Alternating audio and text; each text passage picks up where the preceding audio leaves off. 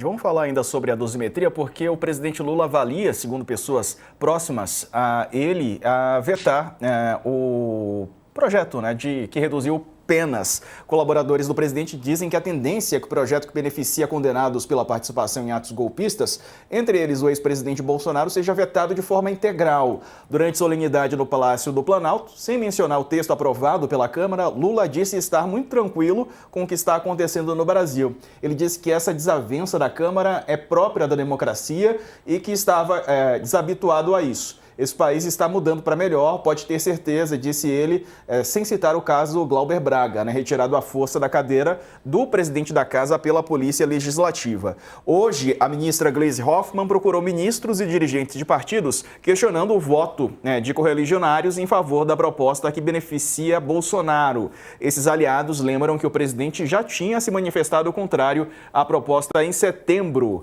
À época, a direção do PT se manifestou contra essa proposta e o posicionamento seguiu a orientação expressa do presidente Lula. Já em setembro, Gleisi enfatizava que o governo se opunha à proposta, dizendo que essa era a posição do presidente Lula. Calil, você acha que o presidente Lula deve vetar mesmo depois do veto sendo derrubado, A tendência é essa?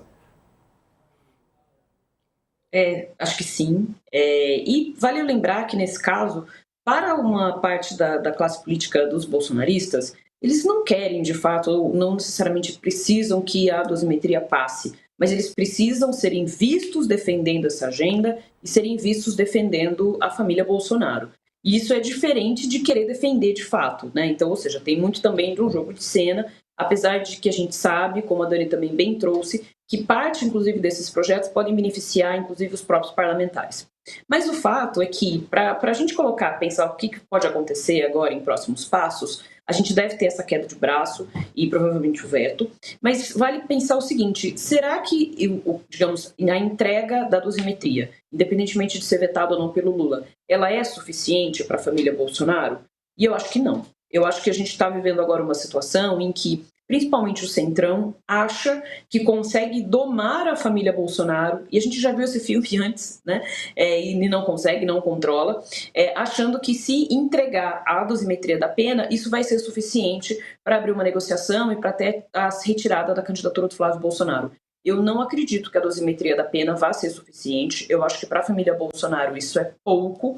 E a gente deve estar vivendo aquela situação em que, sabe, quando você dá a mão e aí querem o braço e aí você daqui a pouco tem que dar o corpo inteiro? Eu acho que o Centrão pode, ao fazer esse caminho, essa inflexão, acabar virando refém da família Bolsonaro, que não vai se contentar só com dosimetria da pena. Você, Dani, acha que o presidente Lula deve seguir por qual caminho, Eu fiz essa pergunta ontem também para um ministro com o qual eu conversei. Eu falei, o Lula vai vetar a dosimetria? E a resposta que o ministro usou foi pode. Aí eu acho assim, poder, tudo pode, me parece que ainda não é uma decisão que está madura, como era no caso da anistia. Por quê? No caso da anistia, a resposta foi firme, se tiver o veto. Se tiver o veto, se tiver o entrou na justiça, se tiver vou me opor. No caso da dosimetria, a resposta foi um pode. A reação ontem do Lula ao saber que ia ter, o Lula soube, assim como o Palácio Planalto todo, pela imprensa, a gente trouxe em primeira mão, 12h36, a informação de que o PL da dosimetria ia entrar na pauta. Foi pego de surpresa e demonstrou certa irritação, incômodo. Por quê? Por conta da imprevisibilidade. Você faz uma reunião para alinhar a pauta e o presidente da Câmara mete uma dessas no meio, assim, sem que você seja, então, mas aí, como eu estou entregando muito aqui, também vou precisar fazer esse aceno, Enfim, que ia ter oposição do PT, o Hugo Mota já sabia, estava no preço. Mas não me parece ainda uma decisão tomada. A resposta que eu obtive foi pode. Como o poder pode tudo, vamos aguardar o que acontece na semana que vem no Senado Federal.